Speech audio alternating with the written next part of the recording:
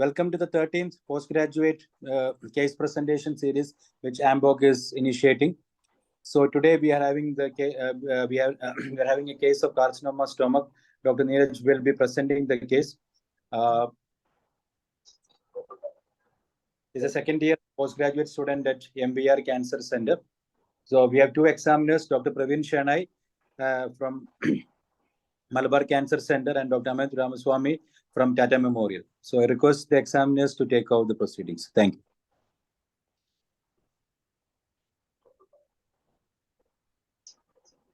you.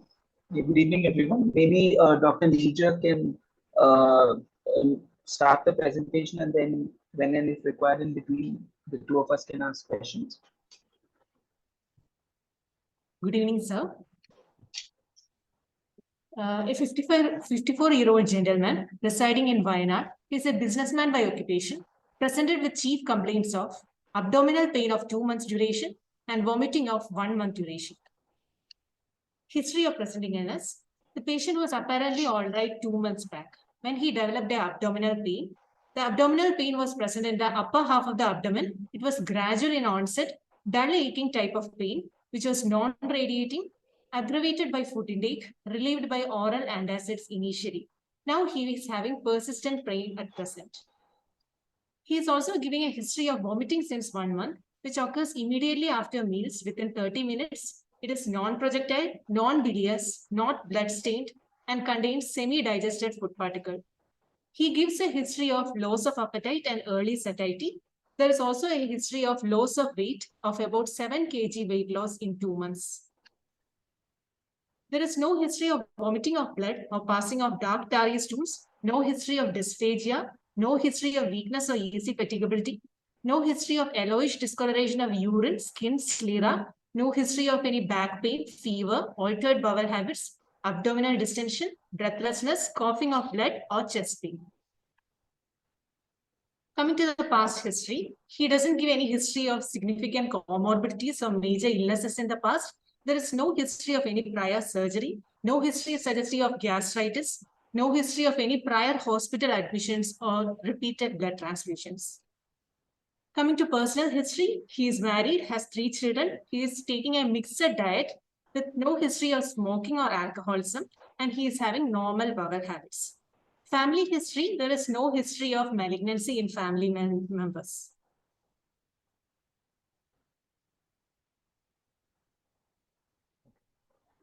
Dr. Shenoy, any questions? Yeah, so would you like to summarize and give differential diagnosis in terms of your history? Yes, sir. I have a 54-year-old male patient who is presenting with history of abdominal pain and vomiting. There is also a positive history of loss of weight and loss of appetite. The loss of weight is significant. It's associated with early satiety. Combining the history, significant history of weight loss and loss of weight as well as loss of appetite, favoring more of a malignancy of gastrointestinal tract. If you had to localize that further in terms of the gastrointestinal tract, anatomically, what would you be looking at? Probably a malignancy of the stomach. Would you like to justify why you are pointing at the primary in the stomach?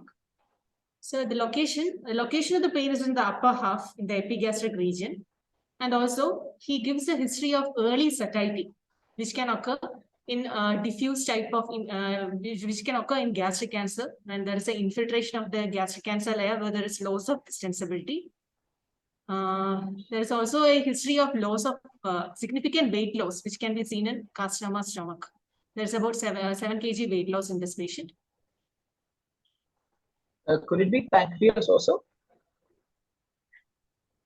Sir, CA pancreas, it can present with this dull aching pain in the same region, but there will usually be there can be a radiation to the back, which I'm not getting with this patient. Would you like to keep the differences in your differential diagnosis? Yes, sir. At this point, I would like to keep the differentials of CA stomach, malignancy of the stomach, malignancy of the pancreas, probable malignancy of the left lobe of liver. Fair enough. Okay, carry Yeah, on. please carry on. So coming to general examination, patient is having a ECG performance status of 1. He is moderately built, moderately nourished. His vitals were stable. He has a BMI of 20.2. He didn't have any pallor, icterus, or lymphadenopathy. I couldn't elicit any localized bony tenderness for this patient. Coming to local examination of the abdomen, on inspection, patient was examined in a well-lit room after informed consent. He was lying flat with his legs extended and hands by the side. Abdomen was exposed from the level of the nipples to below the saphenous opening. The skin over the abdomen was normal. Umbilicus is central, circular, inverted, and there was no nodule visible near the umbilicus. The abdomen was flat and all quadrants moved equally with respiration. I couldn't see any visible mass, visible peristalsis or pulsation. The flanks were free and there was no fullness in the renal angle, and the external genitalia appeared normal. Coming to palpation, I palpated the patient with the patient lying flat with the hips and knee flexed. There was no local rise of temperature or tenderness. There was no guarding or rigidity. There was a vague mass palpable in the epigastric region, which was extending into the left hypochondrium. It had ill-defined borders, nodular surface. It was hard in consistency, non-tender. It had limited mobility, but it was moving with respiration. It was non-pulsatile, and I was able to insinuate the finger along the upper border below the costal margin. The mass became less prominent on head rising test. Liver, spleen, and kidney was not palpable, and the external genitalia and hernial orifices were normal. Percussion. There was a dull knot on percussion over the mass and resonant knot present over the rest of the abdomen, including flanks. There was no shifting dullness of fluid thrill that I could elicit. On auscultation, normal vowel sounds were heard. Oh, can you specify what the head rising test is? Okay, sir. It is a test to distinguish between parietal swelling and intra-abdominal swelling. So it can either be a head rising test or a leg rising test. For the upper half of abdomen, we use a head rising test in which the patient is made to rise his chest. He is made to lie flat and raise his chest with his hand folded in front of him. So if there is a parietal swelling, it will become more prominent. But if there is a intra-abdominal swelling, it will become less prominent. Go on. So did you mention anything about supraclavicular nodes or any? Sir, in general examination, I had looked for lymphadenopathy in general, and left supraclavicular node was noted in particular. So I think what Dr. Sharma is trying to say is always make a mention of left supraclavicular node separately. Yes. A lot of us look for it. Yes.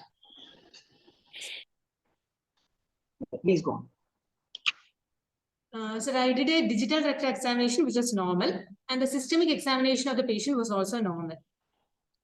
Summarizing the case, a 54-year-old gentleman who presented with chief complaint of abdominal pain of 2 months duration and vomiting of 1 month duration, which was associated with loss of weight and loss of appetite. On evaluation, he was found to have a vague mass in the epigastric region, which was hard in consistency and with ill-defined borders, with limited mobility, and it was moving with respiration.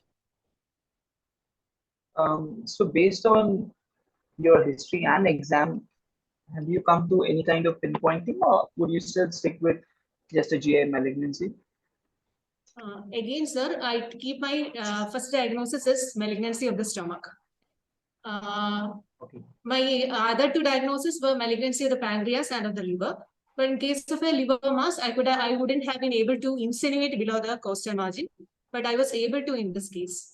Also, in a pancreatic mass, I wouldn't have been able to palpate such a mass since it is a retroperitoneal structure. And if it had presented like a mass, there should have been jaundice, which should be associated with it, such an advanced malignancy. Both of that is absent in this case. So again, my first diagnosis is a malignancy of the stomach. So how would you evaluate this patient? So I would like to do initial routine blood investigations, sir, like CBC, RFT, LFT. For CBC, I want to look for any anemia because since I am suspecting a malignancy of the stomach, there could be upper GI bleed, which can be associated. So I want to rule out that.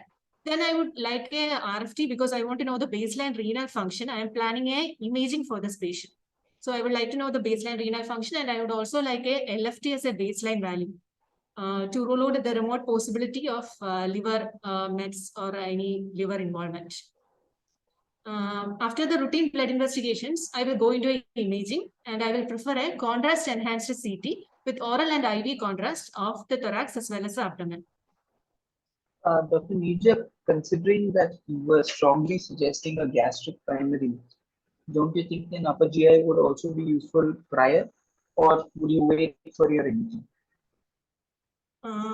So I would like to go with the imaging initially, sir. Okay, why? You said vomiting. You said upper growth. I mean upper mass palpable, and even after history and investigations, you had clearly said that you were suspecting the stomach. Don't you think an upper GI would help? It would be the gold standard in the diagnosis, sir. But in the routine practice, I think we will go with the imaging first. So Since it is the establishing invasive procedure, diagnosis upper is GI critical, no? Because then you will be better planning the investigation. I mean, imaging. Say, for example, if it is lymphoma, which would be the better choice of imaging modality? I would have gone for a PET CT in that Yes. case. Yes. So, I mean, you can defend the decision of doing an imaging also, and you are fair in that option as well. But since we are repeatedly saying stomach, an endoscopy would help you in multiple ways also. Okay. Yeah. Go on. Okay, sir. I will go with the upper GI endoscopy with multiple random biopsies. From that, that's okay. You can go on with the CT, no problem. What I'm saying is that that is also something you could consider. CT is fine. Go ahead. Okay. sir, So the next question is that since you're saying CT, but you still don't know the primary, and you're thinking of stomach versus others, what CT will you do? If not CT, would you consider a PET? So you can answer both questions. Sir, I didn't get the question, sir. Okay. So we are still thinking of likely stomach, but not a confirmed stomach primary. So what CT will you do? I mean, what parts of the body will you cover in your CT, 1? And 2, since you don't know the primary, will you consider a PET scan? Not like that. Okay. Okay, sir. Sir, I will go for a triple phase CT, sir. Okay. Explain why. Can you justify why you want triple phase? Since I have a second differential diagnosis of pancreas also, I would like to evaluate it further. For the first time in your presentation, you're going a little off. So I didn't want to hear triple phase or otherwise. Maybe thorax, abdomen, and pelvis is what I wanted to know. I think Dr. Shana also would agree that yes. So Yes. okay, so and then if we find something, triple phase or pancreatic protocol. Okay, so you can just say thorax, abdomen, pelvis, and that would be good. Why not PET? PET. Sir, Because you said routine clinical practice, no? So why not PET scan? I wouldn't go blindly for a PET for this patient, sir. Basically, because I am suspecting a gastric malignancy, and most of the gastric malignancy, there can be non-FDG of it, especially the diffuse type can be non-FDG of it. So I wouldn't go for a PET CT initially. Fair, but just remember that only 20 to 25% are signet and diffuse. So in the other 75-80, PET will still pick up, but your answer is fair. Okay, go ahead. So I had done a CT for this patient, and it was showing a clinically T4N2 M0 lesion, sir. There was a heterogeneously enhancing thickening in the andropyloric region of stomach with perilesional lymph nodes, and there was no evidence of any lung, parenchymal, mediastinal, or pleural mets for this patient. So since I have... Yeah, go ahead. Why not pelvis? Why not CT of the pelvis?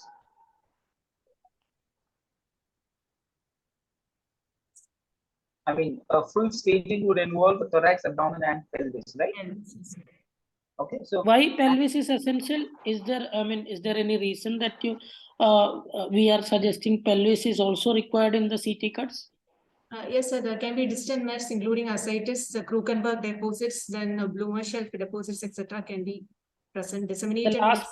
the last part is important because bloomer shelf. I mean, the other part fairly it is covered in the CT, like you mentioned Krukenberg, the this thing. Pelvis, I agree. Krukenberg will be more obvious in the pelvic cut of the CT, but bloomer shelf may be best because it is in the lower part of the pelvis.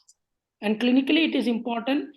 Although in generally in medical oncology we don't do per rectal examination, but in exam probably if you get time, if you can do, it will be better. But sometimes it is not possible. Okay, sir. the other thing you have said is that you have said P4. How did you get P4? So there was suspicious involvement of loss of fat plane with the pancreas for this patient. That's not there in your report. That's why I asked you. Yes, sir. Okay. So one, your defense of that is correct. Loss of fat planes means likely T4, right? Suspicious on. So that's a good point. Good. Go ahead. So since I have radiologically, I have got a confirmation that it could be a CS stomach, I want to proceed further with a upper GI endoscopy and a biopsy, sir, for histological confirmation. So upper GI endoscopy showed a large nodular lesion in the andra, and biopsy came as moderately differentiated adenocarcinoma. So I now have a potentially resectable gastric cancer, sir.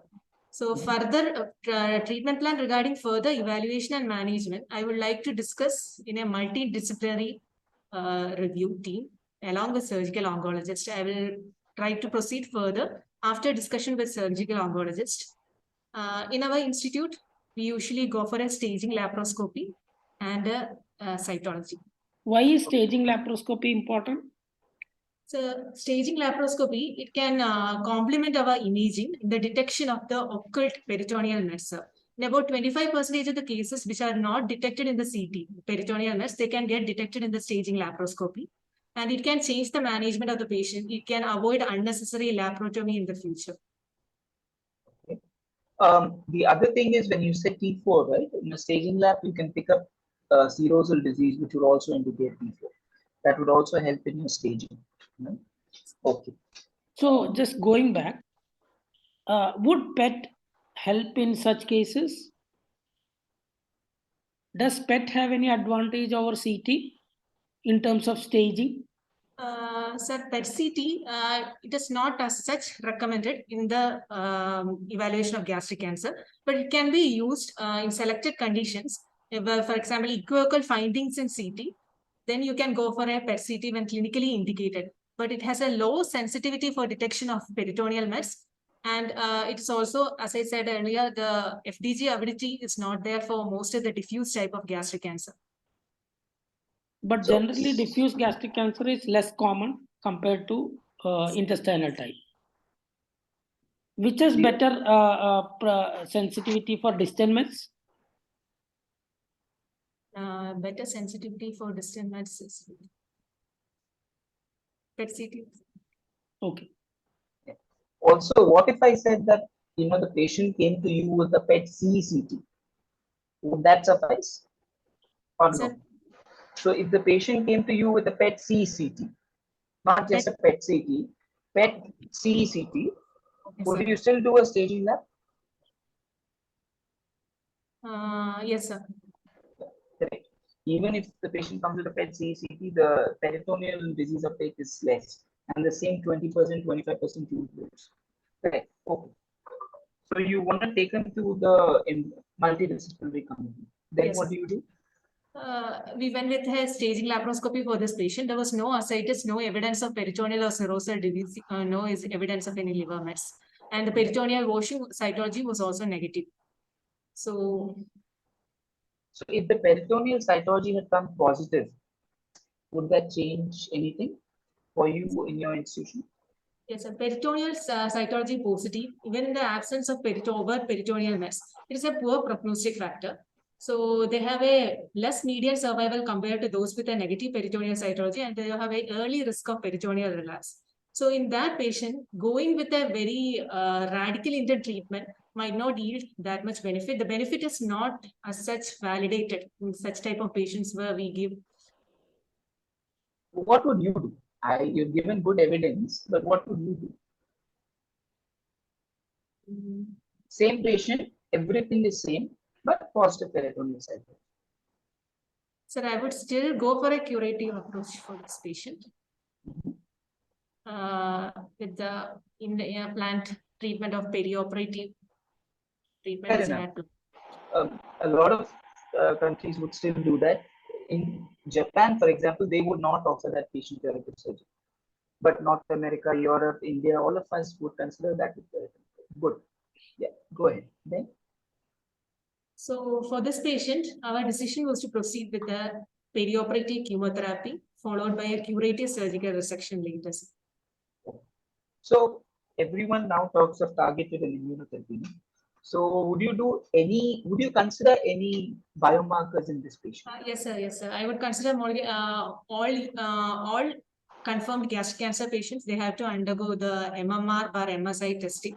I will either test the MMR by IHC expression or the MSI by NGS or PCR. Oh, okay. So you will test MMR or MSI. Why? So in about 3% of the gastric cancer, only this MSI or MSI instability or MMR expression is there.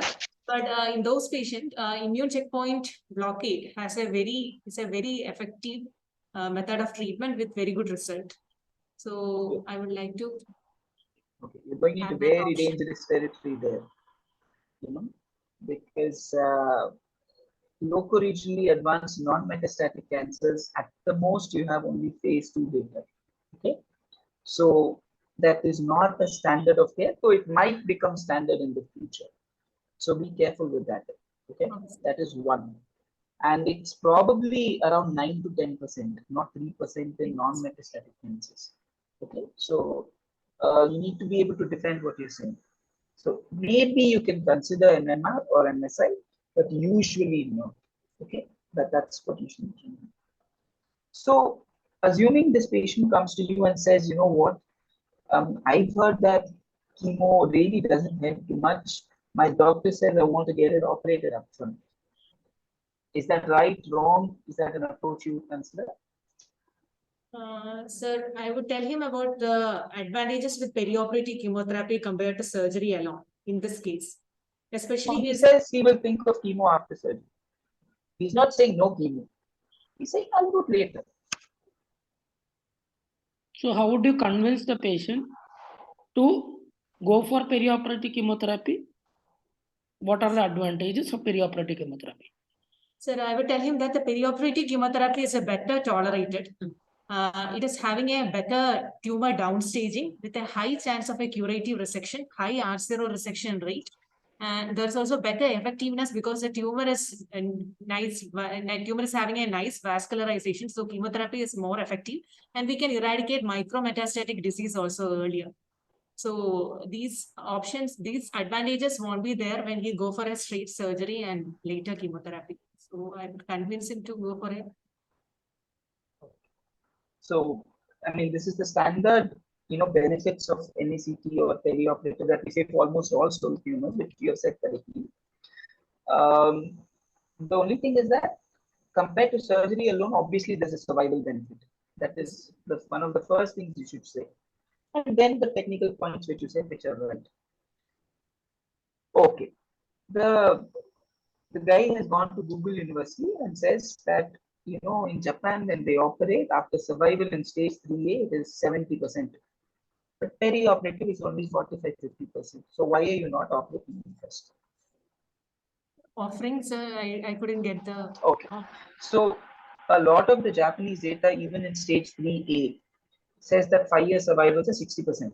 Okay, 60-65%. Yes.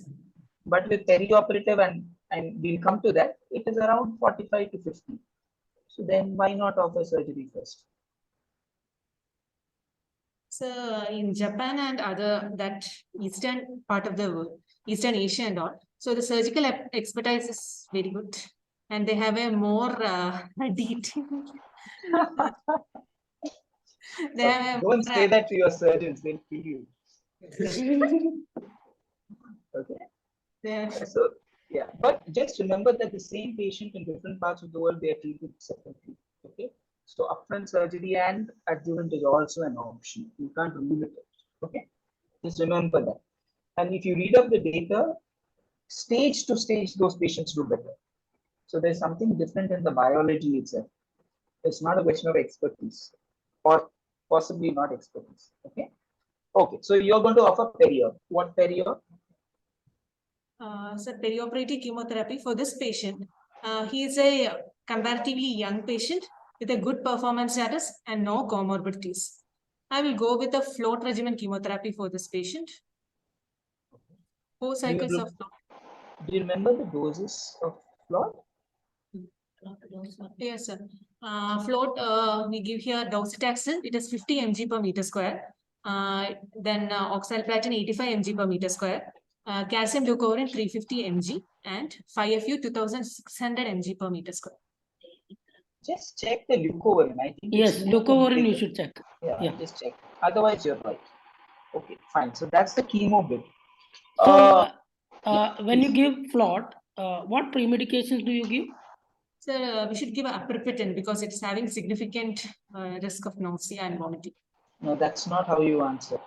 I mean, better would be say all of them one by one. Yes. Yeah. You know? So what So how else? is the prescription for pre-medication Oh, yes. in a highly emetogenic chemotherapy? Yes, sir. So I will give a steroid, dexamethasone I will give. I will How give much? How much?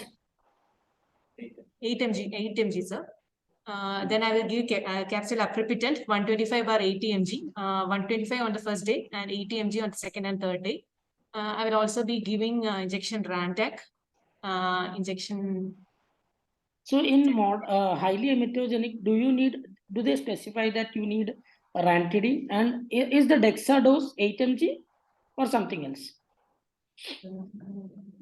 Actually, our institution, we give 8 mg, sir. I don't know the correct dose. So defend 8 mg. Yes. Defend 8 mg. That is Yes. also defensible. That is what sir is asking. So is it only on day 1 or do you require on day 2 and day 3? Sir. So we agree that it is highly emetogenic. No. Yes, sir. Classically, multi-day regimens are not classified like that. But you are giving 4 drugs, you would say it's highly emetogenic. So the most important drugs are steroid 5-HT3 antagonists. You missed that. You cannot miss a 5-HT3 antagonist. Yes. Okay? I think that's important. And then you give aplipitant or fosaprepitant. Lantac is usually not required. Yes. And if you're giving aprepitant or fosaprepitant, Dexa 8 is okay. If you're not, you will give 12. That's what sir was asking. Okay. Okay, so you have started float. Yes. Good. You will give how many cycles? So I will be given 4 cycles of float. This is based on the float 4 trial. Okay. How Will you give frequent? GCSF? Oh, yeah, please. How frequent? So it will be 2 weekly cycles. Will you give GCSF? So, Will you give yeah. growth factors? We give pegfilgrastim on the day after chemo, 24 hours after chemotherapy we give. Okay. Was that mandated in the trial or is it your practice or institution practice?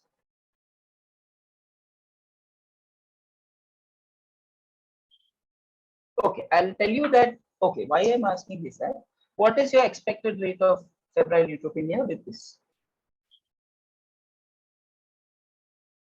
Then only you will give or not give, no? Right. So what would you expect? Give me a rough number. I don't want to give exact, but give me a rough number. Nearly 30 to 40%. Febrile neutropenia. No. Okay, I think it was 5 or less. Okay, 5. just check. So per se, even the trial did not mandate GCSF. It was optional. Okay, I think it was some 4 or 5%. Okay, so just remember that. Okay. Right, and what percentage of these patients with NACT would you expect to go for surgery? What Percentage would you expect that they would go for resection after 4 cycles of chemo?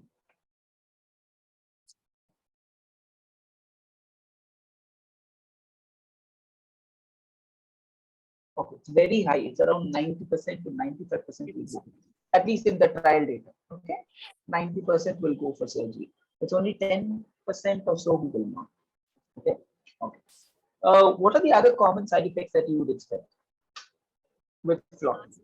with float, I'll be expecting a neuropathy, sir. There's significant risk of neuropathy. During NACT, would you expect that much neuropathy? I mean, there are commoner things you will want to say. No? The high risk of emesis is there. Okay. What else? You are giving 5FU. So do you expect anything related to 5FU? Because initial cycles, you tend to get side effects of related to docetaxel or 5FU. Yes, sir. So what side effects do you see in What initial part of plot chemotherapy? Diarrhea, myelosuppression.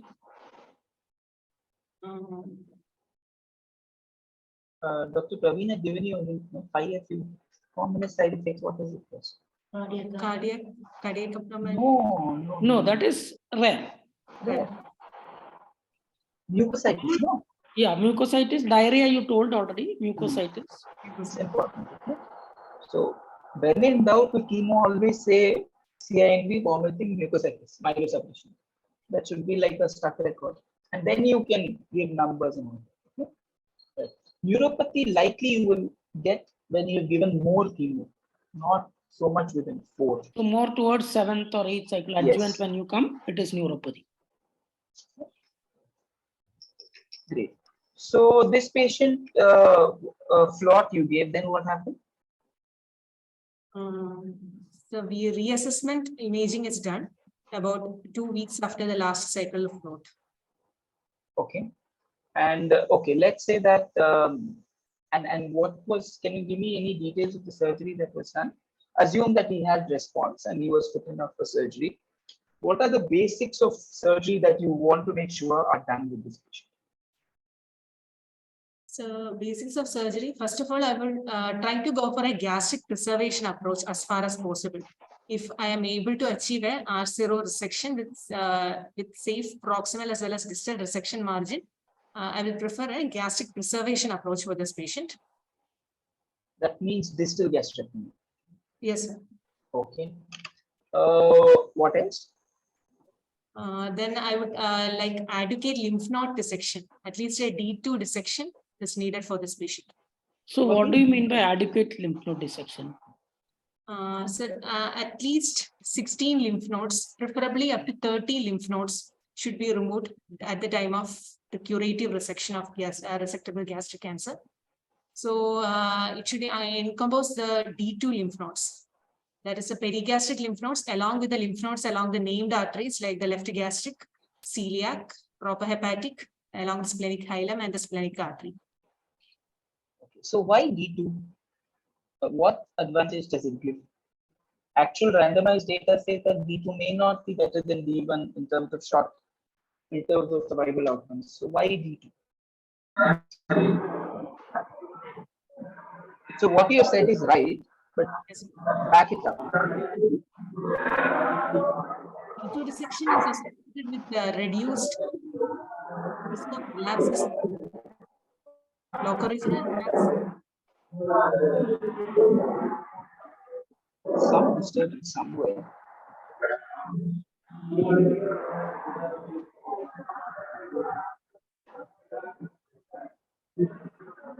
Can we maybe just ask everyone to mute themselves, please? Yeah, go ahead.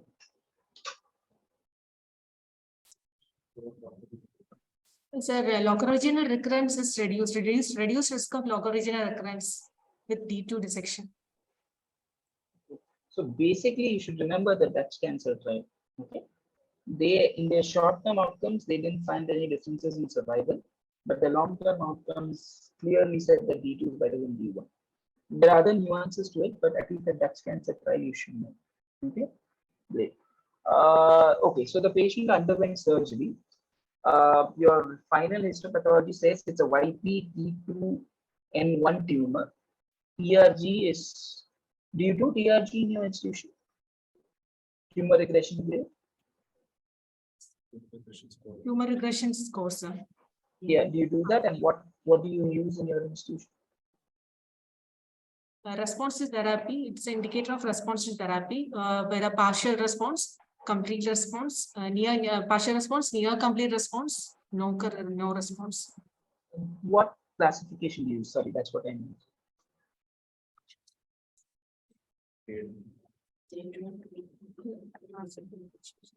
So there are around 10 classifications. No use remembering all. Mandage is something you should say for almost all tumors we use. Okay, so at least that much you remember. Okay. So it was YPT2N1. TRG is 2/5. Would your approach change if the margins were negative or positive? Let's say the margin is positive. One cut margin is positive. Would that change your treatment? If so, how? If not, help. Yes, sir. Ideally, an R0 resection is required. If it had been an R0 resection, I would have proceeded with 4 cycles of adjuvant float itself. Considering that it's an R1 resection, there's again an increased risk of locoregional relapse. So I would consider again a multidisciplinary discussion regarding the role of adjuvant chemotherapy for this patient, feasibility of the same. Okay, and what would you do? Sir, again, Basically, would you consider RT or not? Simple yes, sir. question. I will reassess the PS of the patient, whether he PS has is 1. PS is 1. Yes, sir. Sir, I would consider.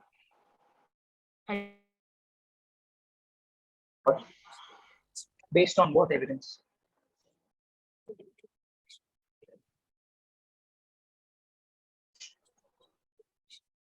Is there any great evidence for or against this? Tell me. I mean, Not very good evidence, sir. There is an international group trial 0116. that is like 20 years old, no? Yeah. But that's So most people, traditional teaching, when you have margin positive means you'll consider RT in some way or the other. Do you know the critics trial? yes, sir. What did they do? So critics trial was regarding the adjuvant chemotherapy in patients who had undergone a curative resection with a D2 adequate lymph node resection also was done. In those group of patients, whether a adjuvant chemotherapy had benefit. That was what critics trial evaluated. And what did it find? It was a negative trial. It was not of any increased benefit, but there was increased toxicity associated with adjuvant chemotherapy. So adjuvant chemotherapy is not recommended when the patient has undergone a D2 dissection and it is R0 dissection. Okay, so one your answer is Raju, right? You get extra points if you tell me what the chemoradiation protocol they use. What chemoradiation? Yeah, what did they use? For this patient, I think about 45 gray radiation along with the concurrent chemo of 5FU can be used. No, in critics, what did they use? That was my question. It's okay. I mean, it was capecitabine cisplatin. Okay, just remember that it's very toxic. Most people have trouble using it because tolerance of stomach to RT is very poor, right? So, yeah. Dr. Shenoy, any questions? No. Right. So, yeah. Please go on. In flood trial, did all patients actually went on to complete adjuvant? What was their completion rate? Completion rate. About 60% of the patient received post-operative float also. Yeah, so overall only 46% received the planned treatment, completed planned treatment. Yes. Okay. So this patient now, so you told what was the final stage by PT? I in- said YPT2N1. Okay, Just okay. Okay.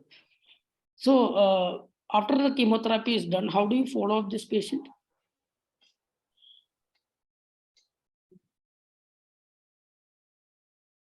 Sir, once the chemotherapy is completed, I will do a reassessment imaging after 1 month, sir.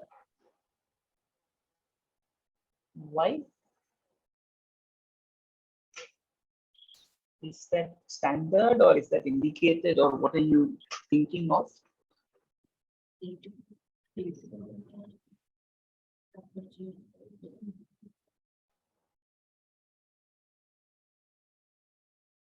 Assessment imaging, Okay, so I'll put it another way. When are you generally expecting these patients to recur?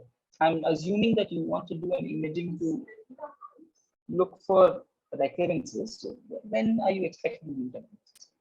sir, most of them relapse within 2 years, sir. And it will be mostly be multiple locoregional relapses. Locoregional. Locoregional or systemic? Multiple isolated peritoneal. Peritoneal. Yeah. So, right, 18 to 30 months is where you would expect, and predominantly disseminated, not locoregional. Okay. In the Yes. current era of B2 resections, your locoregional recurrence rates isolated is less than 10%. And in good series, it's less than 5. So, okay. And you normally don't require to do an imaging immediately post completion, at least 6 to 12 months. You know? Any other thing that you would tell your patient to keep a watch on? Patient has just completed treatment.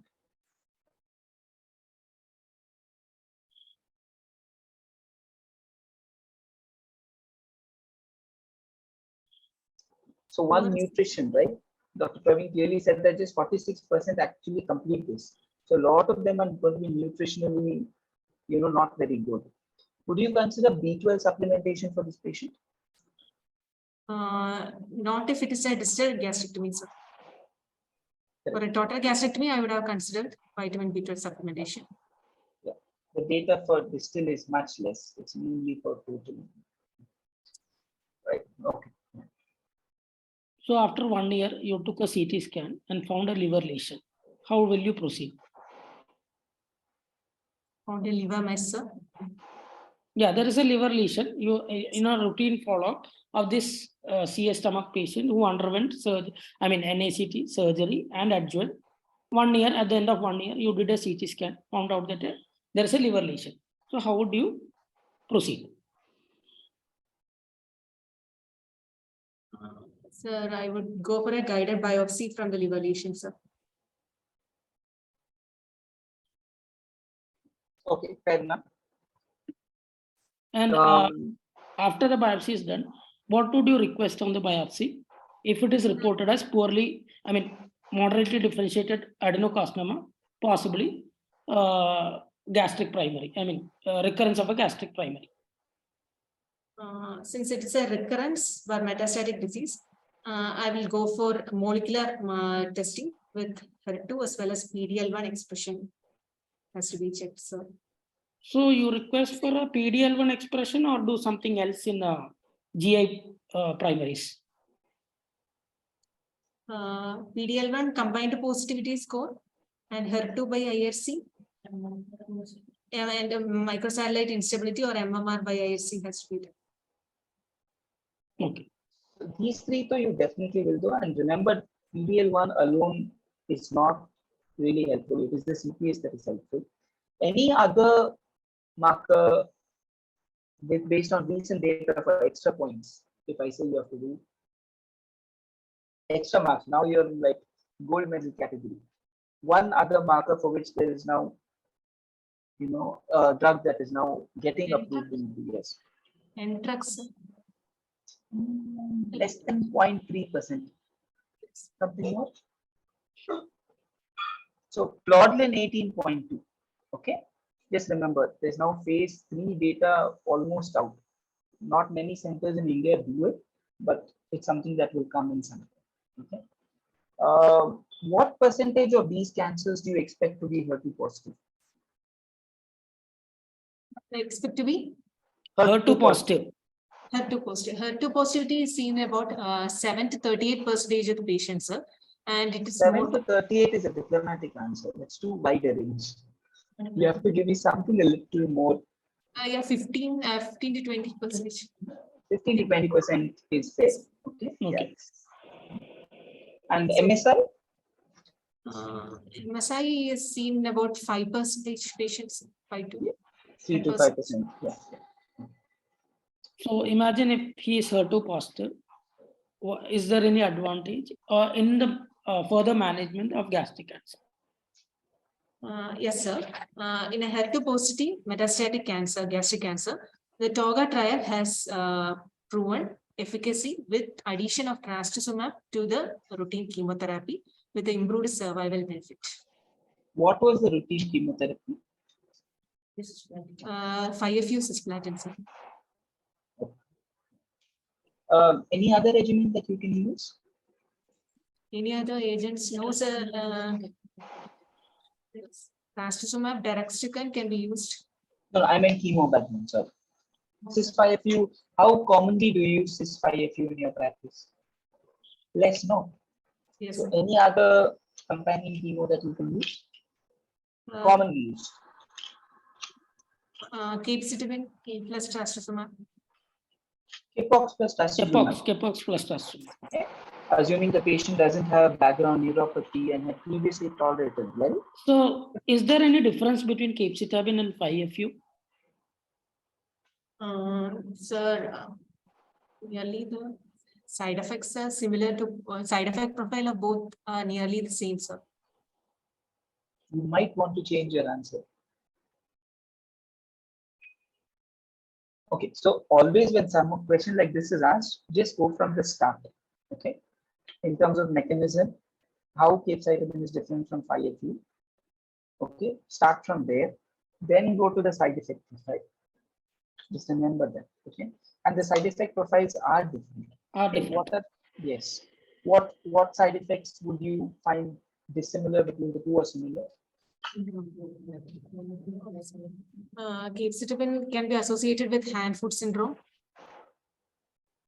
5FU is also associated, but you should word it like there are higher incidence of hand-foot syndrome with capecitabine. And diarrhea? And Is it higher different? incidence of diarrhea and mucositis in 5FU, sir. So yeah, HFS mucositis slightly, HFS more in Cape, myelosuppression slightly more in 5FU. Diarrhea slightly more with Cape, mucositis more in 5FU. So just keep the table in mind because this is a common question. Yes. Okay. Right. So for discussion's sake, as I said, the patient got Capox plus trastuzumab. Okay, and then after around 7 months, the patient still was PS1, but clearly had progression. Okay, on a scan. So the question is, will you consider continuing trastuzumab or not?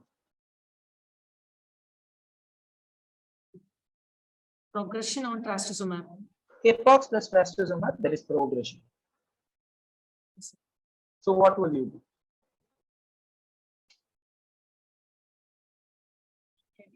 In breast cancers, you continue, no? Yes, sir. So will you do the same? No, sir. It has not been proven. Other anti-HER2 agents in the second line has not been proven in gastric cancer. Okay, so the correct answer to that is that HER2 expression decreases. You will not continue trastuzumab. Yes, sir. Okay, you can consider other things like deruxtecan. You can consider. Okay, so that's the way to word it. Right. Dr. Praveen, you said anything? No. Okay. So is there, I mean, if it is a de novo gastric cancer, is there any like a patient who present with stage 4 metastatic gastric cancer? In that case, what chemo do you give? If it is chemo, yes, we do look for targeted area. I mean, the IHC for HER2, MSI and all we do, but that will take time for the results. But patient is symptomatic. In which case, in a de novo gastric cancer, how do you, what treatment do you proceed with? So in a patient presenting with metastatic gastric cancer, I will go for a combination doublet chemotherapy, sir, including a platinum and a 5-FU compound. And the platinum selection of platinum will depend upon the patient age, more comorbidities, how well he will tolerate it. Is there Would you anything? Yeah, is there anything like a difference between a 2-drug regimen or 3-drug regimen? So the addition of a third drug taxane to the 2-drug regimen in metastatic gastric cancer, it is associated with more of toxicity, and it has not been of a proven significant benefit has not been obtained with the addition of a. But you get a better response rate. So patient will become, I mean, he will have a better relief of symptom. So don't you want to try? So at the risk of increased toxicity might be not. So Okay. there are ways. So when your examiner says there is a way, means there is a way. Okay. So triplets there are now 3 or 4 meta-analysis. At least 2 of them have shown a survival benefit. But what you said is right, at the cost of increased toxicity. Okay. But clearly there is an OS benefit. So, and especially with the taxane, and that is predominantly dose taxane. So it is definitely an option in fit patients, right? People used to use DCF before, but now, FLOT or replacing 5-FU with capecitabine are all good options. Okay. I think that covers it, Dr. Shenoy. Anything from you, sir? Yes, I guess that covers. Good presentation. I think you were well read and well prepared. Well.